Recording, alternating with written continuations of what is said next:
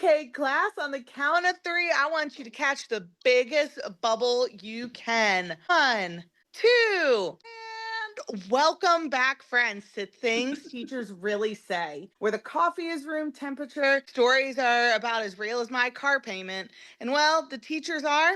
We will probably go into that on a different podcast. Hey, Courtney, how are you doing today? I'm doing great, Erin. How are you? We are doing great today. So today's episode is about teacher boundaries. What do you think about that? Well, it depends on what kind of boundaries that we really want to discuss. Is it boundaries that, students might cross with teachers, working in an elementary school or in any other field? Or is it what boundaries that parents might cross and stuff? So I really feel like we can really go into it. But there was something interesting I wanted to talk to you about, and it actually dealt with the boundaries today. Do you watch TikTok at all? A little bit. Okay, so I am a TikTok doom scroller. And there was this teacher who she was based out of another country, but she was singing a song about empowering the kids about not touching, or about how nobody should be touching anybody's private parts, which I thought that was a great thing to talk about, especially when we talk about boundaries in like the educational school world. Right. So I just saw that earlier today. I was like, because I have heard stories from other teachers and they have talked about stuff with that. Have you dealt with any of that, like along with the boundaries and stuff? I have actually with babysitting. I had a little girl come to me with some concerns, and it really made me think about how I needed to go into the classroom. And I taught young kids, but I feel like the younger it starts, the better. Yes, I agree with that. Yeah. I'll just say this really quick. She came up to me and she told me that she loved me. And I said, I love you too. I've known that family for a long time. And she said, can I give you a kiss on the cheek? And I said, that's if you want. And she said, okay, but we can't tell mommy and daddy, right? Ooh. And I said, no, you could tell them. Why wouldn't we tell them? And she said, well, little Johnny, not really Johnny, in my class, when he kisses me, he tells me I can't tell anybody. So that was a whole conversation that I had with her. And then I made sure to loop her parents in when they got home. I only touched the surface because I didn't think it was really my place. But I was like, yeah, no, you could tell people when they kiss you, especially if you don't like it. And she's like, yeah, I don't like it. And I was like, yeah, then you definitely can tell your teacher and your mommy and daddy. Oh, absolutely. That is such a huge thing. And I have to say, friends, sorry for getting in so deep so quick. We just jump into it. Erin and I are trauma dumpers. Welcome to our dumpster fire. But no, I see the seriousness of that, especially like with boundaries. But to bring up this conversation, there was this one time, I taught martial arts for many, many years, and I was teaching a class, and I had this one little boy. It was like he was only in it for like a week or so, and all the little babies like had my heart. And it was just freshly 5 years old. He was with, the adults and the teenagers and all these other big kids. And I was holding the targets, and his parents were watching and stuff. And he ended up kicking with his toes, and he started crying. So I stopped what I was doing real quick, and I held out my arms. And this little boy, instead of giving me a hug, planted a huge kiss right on my lips. And I froze, and I was like, I wanted a hug. And his dad ended up yelling, well, he's got to shoot his shot one day. So that was definitely Yeah, I've had moments like that for sure. Teaching the littles. They don't know. No, they don't. No, they don't. My son will randomly hold people's hands in stores, and he makes friends with anybody, which is always great. All the friends. All the friends, which, boundaries with adults isn't a whole other. But I think when we talk about boundaries, especially like with parents and everything, there's so much more, in the education field, because as an educator in any sort of fashion, whether you want to talk you're in public school, in private, in a preschool setting, in a sports setting, having some of those difficult conversations where we don't want to overstep with a parent is some of the hardest conversations we will ever have. Oh yeah. I have started quite a few conversations with parents be like, I don't want to overstep and please tell me if I am, but Yeah. So what would you say what was the best way that you were able to get through some of those difficult conversations? definitely having them in person rather than over message, because tone changes a lot of things. It's really hard to read tone over a email, text message, whatever. And having it one on one, like pulling them to the side, so whatever you're having the conversation about, they don't get embarrassed about, and they know that that moment has your attention, and you have good intentions with what you're saying, and you're not trying to make a spectacle of it. That's been really helpful. Yeah, like I know it can go super negative very, very fast, especially Yeah. when you are trying to have, whether that's a difficult conversation with a miniature human caretaker. Coming from both standpoints of as a parent, but then also as an educator, you know, finding that balance of having those difficult conversations, man, it drives up your anxiety. It does. Even as a parent, listening to those difficult conversations. But I feel as if nowadays there is that aspect of we don't want to make parents feel bad or feel like we are judging parents. So rather than actually working together, what's going to be best for the child, somebody's going to get their feelings hurt. Yeah. Which I think can be kind of difficult, and it's weird having both perspectives on it. Yeah, which is why I really wanted to do this topic, because you do have that unique perspective on it. My last class that I was in had quite a few children that had special needs. Going into it, most of them were undiagnosed. So my lead teacher and I would have to have these conversations with each other about having conversations with the parents, because some parents take it the wrong way. Yep. You can go in and with the purest intention be like, we're not judging, we just want to get help, and they'll be like, you're questioning my parenting and this and that. We did have a set of parents, the mom and dad. The mom was very much like, thank God you guys see it too. I thought I was going crazy. And the dad was very much, you are going crazy. They're going crazy too. This is not the situation. It took him, I'd say, most of the year to get to a point where he was like, maybe. And that's a hard conversation, because you have to continue to have that conversation. Those conversations aren't one and done. Yeah. It's a continuous thing, and it gets really awkward and uncomfortable sometimes when not everybody is on the same page. No, I completely agree. I mean, when my son was in your class, I believe there was multiple times where I actually approached you and your co-teacher at the time about my son having a speech delay and a speech impediment. And while, yes, that was such a difficult conversation, I believe we really tried to work together and figure out if it was really speak of the devil. Hold on. Yes. Why aren't you in bed?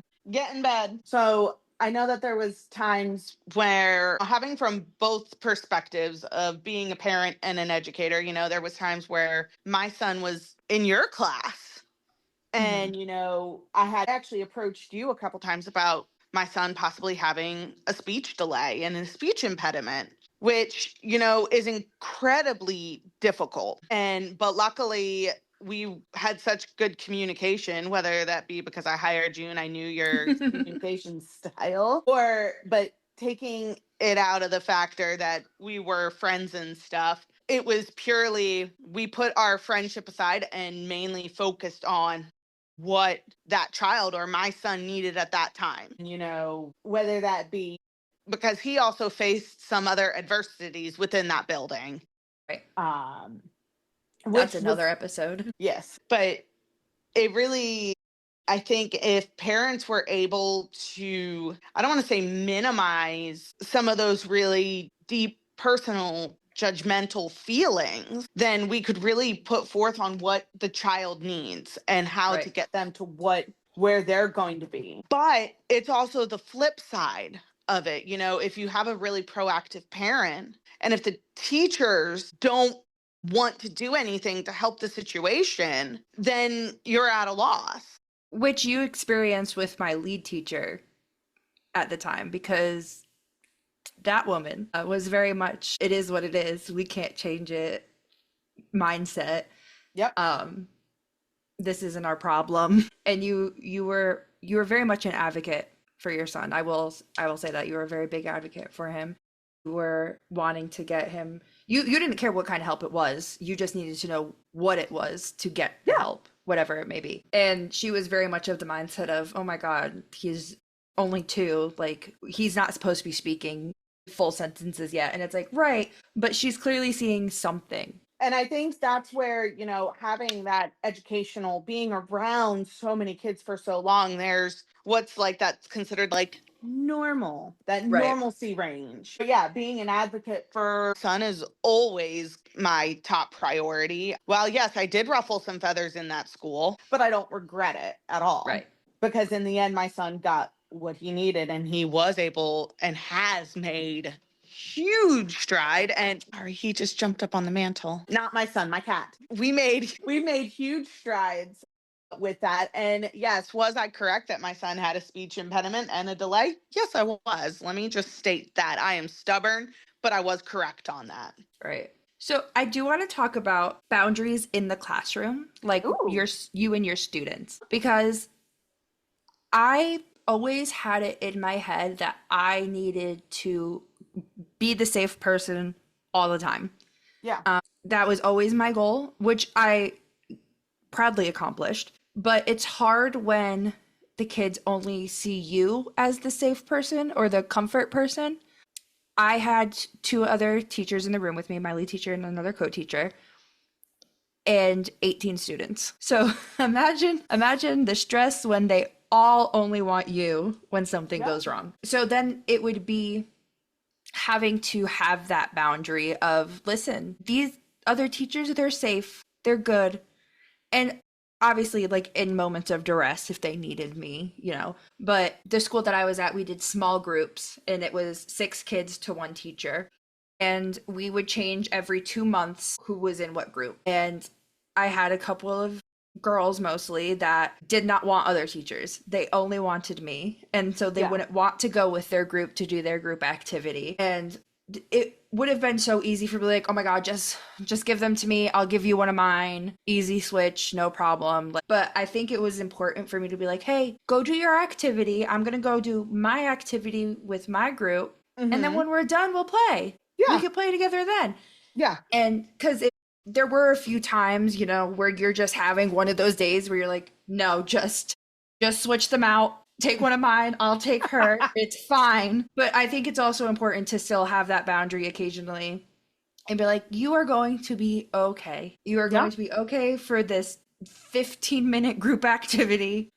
We will meet up again and I'll give you a big hug and it'll be a-okay. Yep. A lot of the times, especially from what I've noticed, like since you primarily worked with the young babies, especially this new group of kids, that's what we would like to call the COVID babies. And Babies. they're all entering kindergarten. Bless. And I know mine's going to kindergarten next year. Bless the teacher, whoever has him. But all these babies really know is who was ever in that house with them, Yeah. because they've entered this world in a lockdown. And only reason why I know is because that's when I had my son in a Yeah. complete lockdown. And, you know, not only was there all these personal boundaries, these kids, I think a lot of them are just clinging to what they know. So then when they step into a classroom, they might see personality traits that are similar to their normal safe person, and then they cling to that person, Yeah. which makes complete sense because these kids are a little bit different. And They're it's unintentionally sheltered. yes, unintentionally sheltered. I mean, what for the first couple months, I mean, it was my son didn't see anybody. Now, granted, he was 6 pounds or 7 pounds, but it was still a life of trying to figure out the new norm of everything. And while the social skills might not be 100%, and I'm not speaking for every child out there, um, But that's why they probably cling to one specific teacher, because there's qualities in which they recognize and they like to feel that security there. Right. If that makes any sense. No, yeah, it does. It does. It's just, I think, especially when I was first starting, because I went from being a nanny and it was just one-on-one, and obviously I had to take the baby everywhere. I could not just leave him wherever, obviously, minus a few things, like if I had to go to the bathroom or something. But then I went into a classroom with multiple children and I had to divide my attention amongst all of them. It does take some getting used to, because you have those moments of, child A and child B are crying and they both want you and they both need you, and you have to have that moment of figuring out, like, okay, who needs me more isn't like exactly the right way of saying it, but like, if somebody's crying because they dropped their toy and somebody else picked it up, and then somebody else is crying because they ran and fell and smacked their face on the ground. Yeah. You have to have one of those moments, and you have to try to tell the child A, like, hey, I know you're sad. I understand.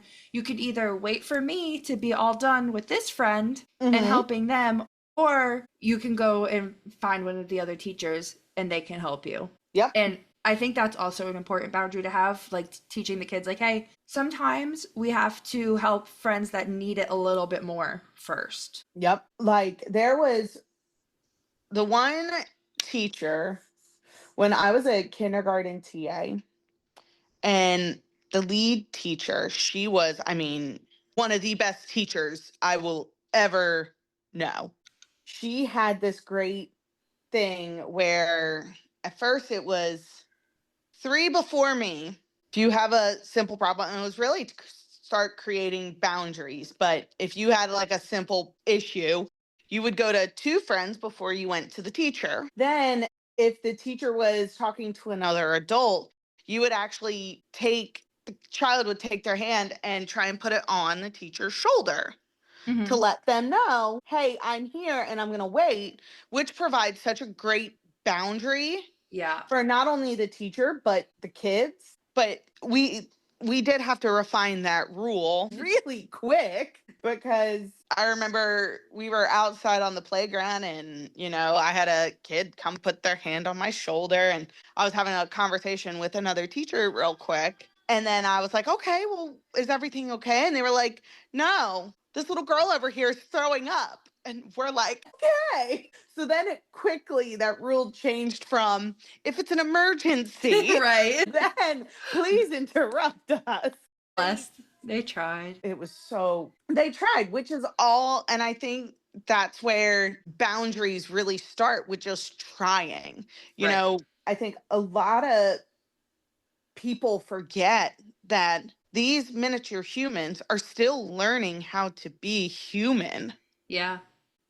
But even as a teacher, even as a parent, that's going to be your first and only time with that specific group of kids. Yeah. As soon as you got it all figured out, you're getting a new bunch in. Yeah. You have a kid. That's going to be your first time raising that child, because no child is alike. Right. And the way that you're going to communicate those boundaries is going to change. And I think that's what the root of all of it is. Like, they're learning how to be human, but then again, so are we. Yeah. So it's really interesting if you look at it from that perspective. I agree. My lead teacher had a really good thing that she said. You have to meet each child where they're at. Yep. And no child is on the same level. They might seem like it in some cases, but there's still something different. And you have to meet them where they are at. And eventually you help them grow. And then you have to meet them at that next step. But you are at a far different step than a 3-year-old. Yeah. So you have to get down there and meet them where they're at. And I'm not talking just like getting at their level and talking to them. I meant like emotionally. Yeah. Like maturity. 3-year-olds are, the best way I could say it is they're selfish, but they don't know how to not be.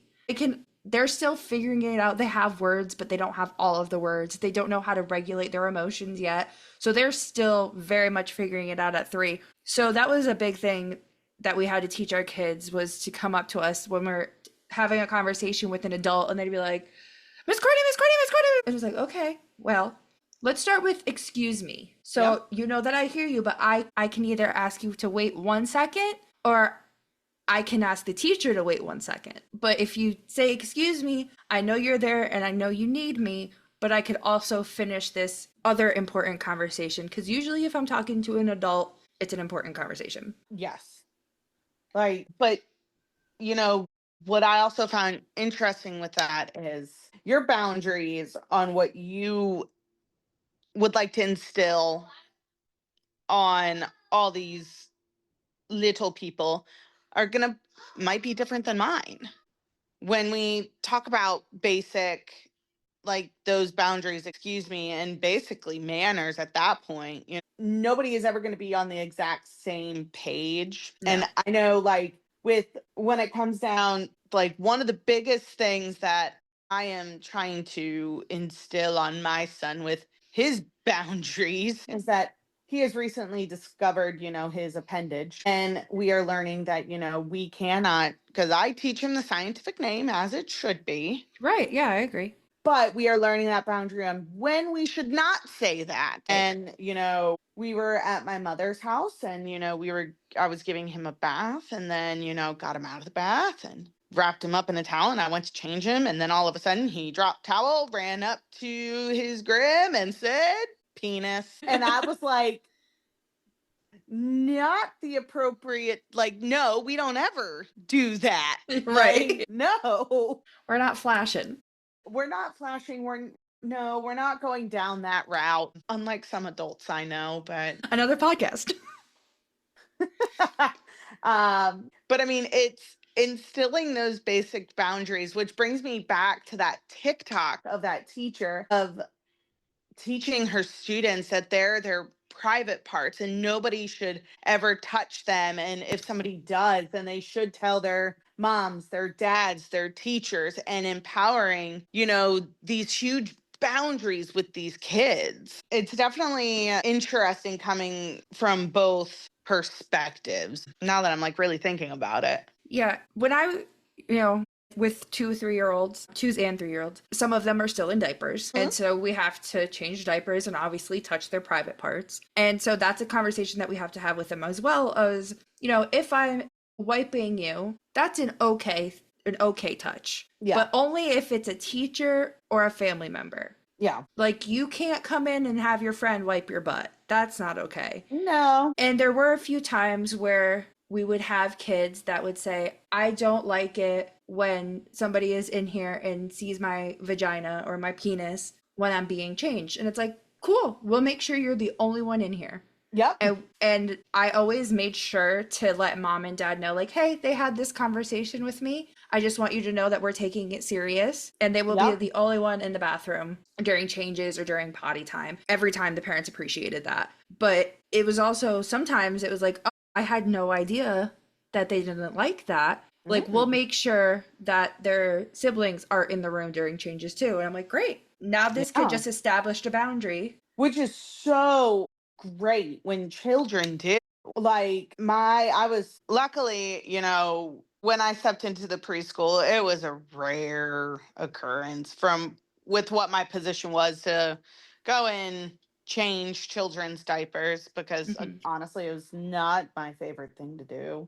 I did it if it was necessary, and obviously I have a child. But I remember the one where they were really concerned about a rash that a little girl had. I don't know if you remember that. I think I do. Where, me, because I was one of the managers you could basically call me one of the managers at that point. Yeah. Mm-hmm. Me and the other manager, he was the one who was presented with it, and he called me down because he was like, I don't feel comfortable looking at this. Right. So do you mind taking a look at this? And, this was a situation where we ended up having to call CPS again because, and yes, I say again, because it was a multiple occurrence and what this little girl had, which none of us wanted to be in that situation. But it was at that moment where, I think even at one point, the parents were like, well, just send us a picture of the rash. And we're like, no, not at all. No. That ain't going to happen. No, this is what we're seeing. And with everything else that has aligned, the decision was to call CPS, which those calls are always heartbreaking. Always. Like I said, I hope that little girl is okay. Yeah. Yeah. If it's But to bring up the mood a tiny bit, I also wanted to talk about boundaries of the job itself, because I know that once I got to my last place of employment, my job felt a little more serious. We did real lesson plans, we did observations of the kids. There was a lot. I felt most like a teacher then. But I also had the issue of meeting deadlines. The lesson plans had to be up the Friday before. The observations had to be done by the end of the month. And you weren't penalized for it, but they definitely got on you about it. So then I would end up coming home and working on it off the clock. And it was really hard for me to establish the boundary to stop doing that. I had a nice talk with my lead teacher, and she's like, you're not getting paid to do it. If they need you to do it, they will make time. They will let you have planning. They will find a way. Do not go home and bring this home and be stressed at your house. Yeah, but that always happens. Yeah.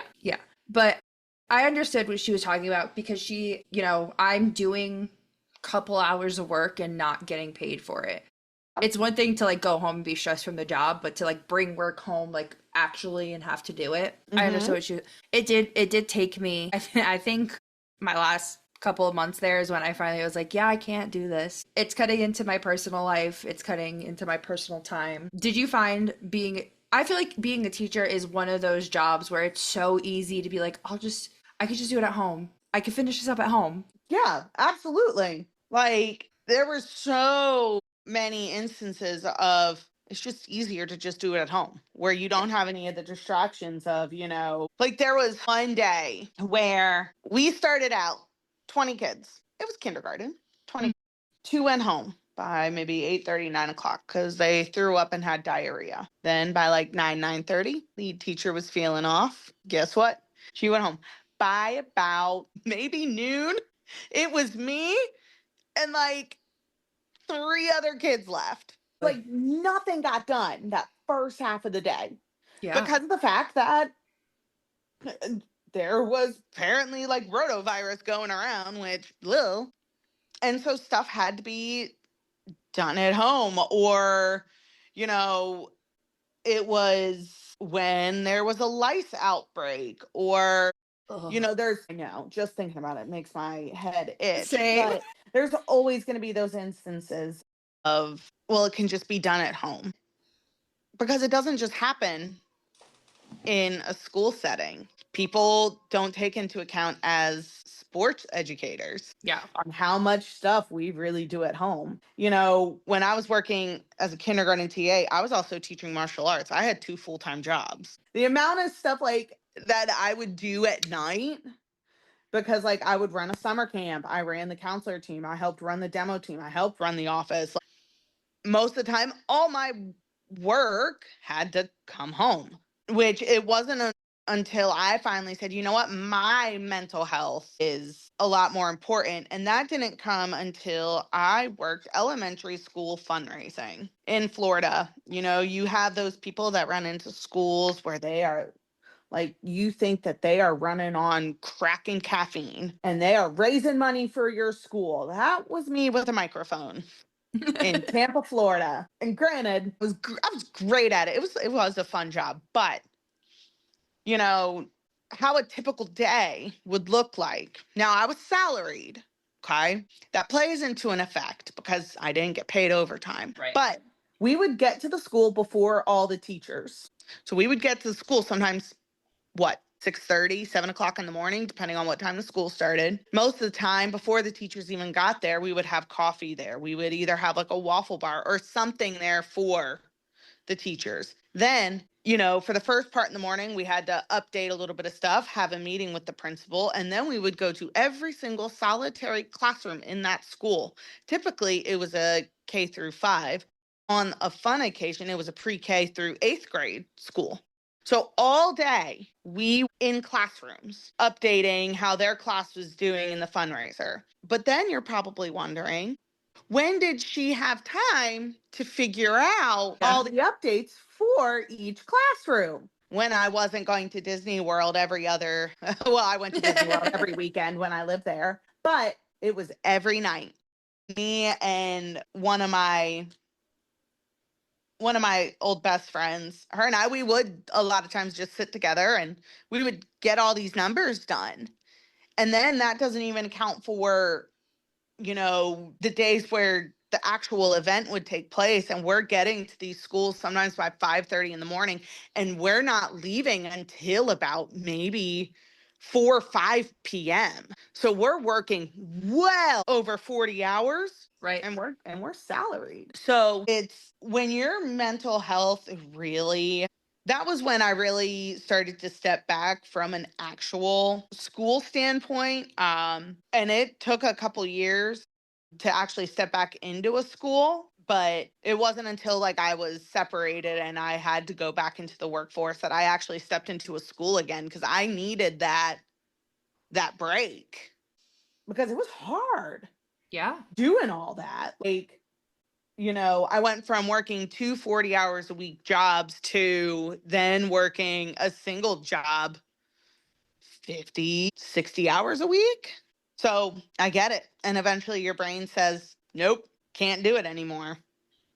Yeah, I think that's where I ended up at and why I left. One of the reasons, there was a few reasons why I left. I was crying on my lunch break over just being overwhelmed. And for the most part, it was just me and my lead teacher. We had a couple of co-teachers come in and out, but it wasn't until the end of the year until we had one that like helped and did things. So it really just felt like it was the two of us against the world. Yep. And we had 18 kids, and about 8 or 9 of them were, they had some sort of neurospiciness going on. Neither one of us had the education for that, but we were dealing with it and we weren't getting extra support. So on our own, we're getting literally beat up daily. I would go home covered in bruises and bite marks and scratches and blood, and it looked like I was training for an MMA fight every day. Yep. And I would just cry and cry because it's like I have to deal with the normal school things on top of the 8 or 9 neurospicy kids that need extra attention, on Yep. top of the kids that only want me, on top of having to do lesson plans and all this stuff. And it just gets to the point that I felt like I had no other choice but to cry because that was the only thing I could do. And a lot of times that's what, I mean, not gonna lie, like crying was the only thing that really let out the feelings. Yeah. I know my big thing, especially like when I was working in that preschool, trying to work and also raise my son and everything else that was happening. It wasn't until I was like sitting at home like 10 o'clock at night and my little one's asleep and I'm crying my eyes out, because it was so much of a mental overload, like making sure that you teachers were actually being seen. Yeah. Which that was one thing that school did not show, was actually seeing the teachers and valuing them. I think another one of your biggest roles you could have said at that place was that you were the teacher advocate. I tried. It was being from that standpoint of knowing how you all are kind of feeling in that moment. So taking on that weight, plus everything else, plus trying to do my normal job and then raise my son, it was a lot mentally overload, and which is, well, one of the reasons why I left that place. So I don't know. It's hard, but this was kind of a long, like a little bit more of a dark topic today. Yeah, I did want to, and on a lighter note, do you have a funny story about a parent unintentionally breaking a boundary? Not a parent, but a kid. So we had one family, and I loved this family. The student came up to me saying, "What time is it right now?" And I said, "Oh, it's about noon. Why?" And he goes, "Well, my mom should be milking my baby brother right now." And we were like, "What?" And we texted the mom, and she goes, Yep, I'm breastfeeding, and apparently he thinks I'm a cow. So that was a fun little boundary that, I had a kid cross. And it was completely unintentional. Did we Right. really need to know that? Or, you always hear the rumors of the stories of, well, I heard this coming from my mommy and daddy's room. Nope. Or here you go. Before here, I have another one. All these boundaries, and then I'm going to let you tell one. Because once you hit a certain age, that's when you really hear everything. It was a Mother's Day project, and the prompt was, my mommy likes, my mommy does not Right. like. And the sentence was, my mommy does not like. And the little girl, with all love in her soul, said, my mommy does not like dark beer. Okay. Did we end up writing that down? Yes, we Yes. did. Yes, gotta write what the children said. So when the children unintentionally cross these boundaries, it is so funny, but it also makes me so worried about what my son is going to say. Oh, you should worry. You should worry. Knowing you need to worry. I know. He's a little spitfire. Yes. So I am incredibly worried. He's going to all, air all my laundry. So what about you? What's been a funny boundary that either a So parent or a student crossed? this last school that I was at was the first time teaching in the same town that I lived in. So I ran into parents in a lot of places. One time I was at Walmart. It was Walmart. And a group of parents, or a set of parents came up to me and they just said hi. And I asked how their child was because the day before they had gone home sick. And I was like, how is little Johnny doing? And they were like, oh, so much better. Last night, and then went into detail about the poops they had. Well, and then in the middle of telling me, they stopped themselves and they were like, I am so sorry. You're not at work. You didn't need to know all of this. yeah. And we spent a good 2 minutes just laughing because at work they would obviously, have to tell me that. If the night before and they came into school, it'd be a whole conversation. But I think they were just so used to seeing me in the school setting that their brain just went, oh, I can have this conversation with her. And I was like, yeah, I did not need to know. But I also didn't know how to be like, you don't have to tell me that. I was just happy that they caught themselves. Yeah, I mean, hey, but at the end of the day, everybody poop. Exactly. Everybody poops. And that is our takeaway from this episode, I believe. Poops.